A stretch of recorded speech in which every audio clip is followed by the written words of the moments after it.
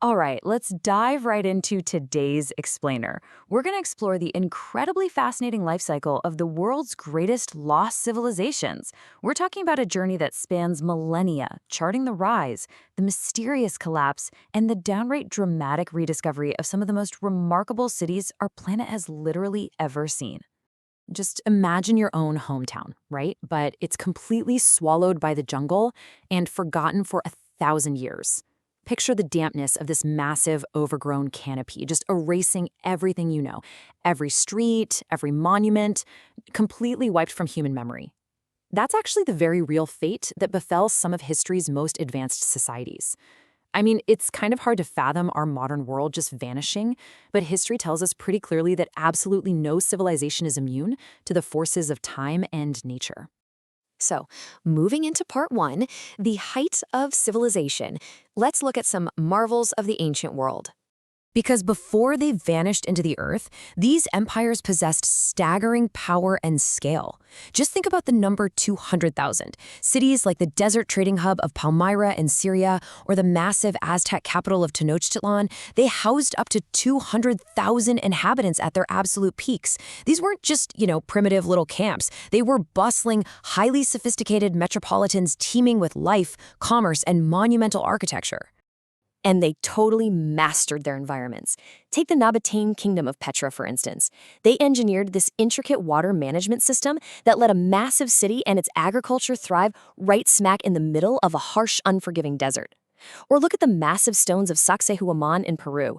They were carved by the Incas with such unbelievable precision that they fit perfectly together without a single drop of mortar.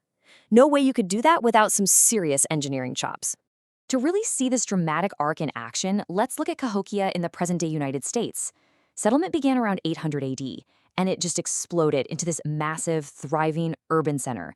It peaked around 1100 AD with up to 20,000 people. Guys, it was literally the largest city in North America at the time. But then, by 1350 AD, it just mysteriously emptied out entirely, leaving behind nothing but these massive earthwork mounds. Which brings us to section 2. Why did they fall? The Great Vanishing. So the absolutely crucial question is, how does a bustling metropolis just disappear? Well, looking at the historical record, we can kind of categorize these downfalls into a few key areas. You've got sudden natural disasters, violent conquests, or total mysteries.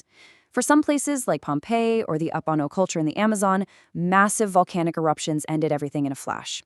For others, like Ayutthaya in Thailand or Ani in Turkey, it was brutal invasions and war. And for some, like Tikal and Cahokia, the exact reasons remain a frustrating yet totally fascinating blank page. Take the mighty Maya city of Tikal, with its towering pyramids and grand plazas. It's a prime example of an unexplained societal collapse that left a massive void. I mean, despite being one of the most powerful political, economic, and military centers of the entire Maya world, it was completely abandoned about 11 centuries ago. The exact reasons? Whether it was a mega drought, internal strife, or something else entirely, experts are still fiercely debating it today. We can actually contrast two very different types of vanishing here.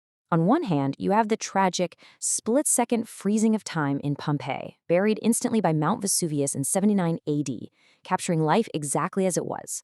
And on the other hand, you have the slow, agonizing desertion of a city like Ani in Turkey. Once a rival to Constantinople, Ani suffered earthquakes, violent invasions, and a gradual shifting of global trade routes that just slowly bled the city of its people until it was completely, utterly deserted. All right, section 3, reclaimed by nature, how these places were swallowed by the earth. Because once the people finally left, whether suddenly or slowly, nature wasted absolutely no time. Think about the eerie silence of once booming trade capitals now buried beneath rolling Saharan sands, or cities entirely choked by the thick, humid, impenetrable vines of the Colombian jungle. Without us humans actively holding it back, nature aggressively reclaims its territory. It hides massive pyramids, intricate temples, and entire urban grids right under our noses. The earth even claimed cities via the sea. Take Pavlopetri in Greece, for example. It's this meticulously organized underwater city, complete with delineated streets and residential areas, dating back an astonishing 5,000 years. It slowly succumbed to rising sea levels and earthquakes, remaining perfectly preserved beneath the waves, hiding entirely out of sight. Which leads us to my favorite part, Section 4, the thrill of rediscovery, stepping back into the light. Now, what's really interesting here is that bringing these magnificent places back into the light often involves sheer luck, high drama, and sometimes just total accidents. In 1974, for instance, a group of Chinese farmers were innocently drilling a well in search of water. They started pulling up these strange pottery fragments. Well, that simple, everyday act unearthed the Terracotta Army, an astonishing 8,000 unique, life-sized stone warriors meant to guard Emperor Qin Shi Huang in the afterlife. Just incredible. Or imagine the spine-tingling awe of British archaeologist Howard Carter. After years of relentless searching, he finally held a flickering candle to King Tut's tomb in the Valley of the Kings back in 1922. Seeing untouched gold shimmering in the dark for the first time in millennia, finding intact treasures exactly as they were left, wow, it's literally the ultimate dream of discovery. Then there's the incredible journey of Tayuna, Colombia's lost city. Built way up high in the mountains by the Tairona people around 700 AD, it was completely abandoned and overgrown by the 16th century. It just sat there hidden for centuries until 1972, when local treasure hunters pushed through the dense, isolated Colombian brush and just stumbled upon its massive carved stone terraces. And get this, sometimes you don't even need to leave your house to make a monumental archaeological breakthrough. In 1963, a resident in Turkey simply decided to do some home remodeling. He knocked down a wall in his house and found a hidden room that led directly into a massive lost city. I mean, can you imagine? Behind his wall was the subterranean fortress of Derinkuyu, plunging an unbelievable 18 levels deep into the earth.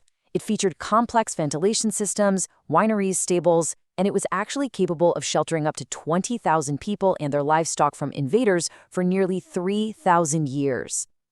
All of that just sitting quietly behind a modern basement wall. Crazy, right? Finally, let's jump into Section 5, Mysteries Still Unsolved, the enigmas left behind.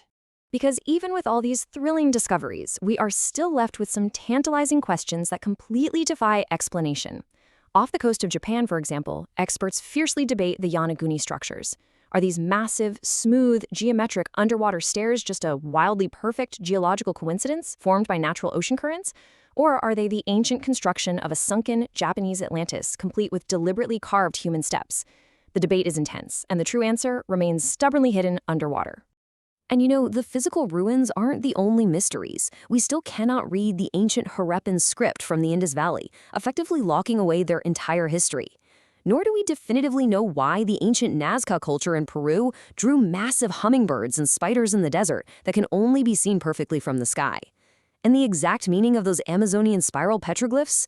It might symbolize a deity, or maybe even a hurricane. We just don't know for sure. And then there's the staggering age of some of these sites. 12,000 years old. That is the estimated age of Göbekli Tepe, a massive Turkish temple complex adorned with intricately carved pillars. It was built by hunter-gatherers long before the advent of agriculture or pottery. That completely shatters our conventional timeline of human history and architectural capability. It really makes you rethink everything. But honestly, the most incredible part? We're still finding them today. Just recently, in 2024, archaeologists used advanced technology to uncover massive 2,500-year-old urban networks hidden entirely under the dense canopy of the Ecuadorian Amazon's Upano Valley. Entire civilizations, complete with complex road systems, just sitting under the leaves, waiting to be found. Knowing how much of our dense, impenetrable jungles and deep, unexplored oceans remain completely unmapped, it really begs the ultimate question. What else is waiting out there for us to find? What other grand civilizations are sleeping silently beneath the earth, just waiting for someone to knock down the right wall or drill the right well? Thanks for joining me on this explainer, and hey, stay curious out there.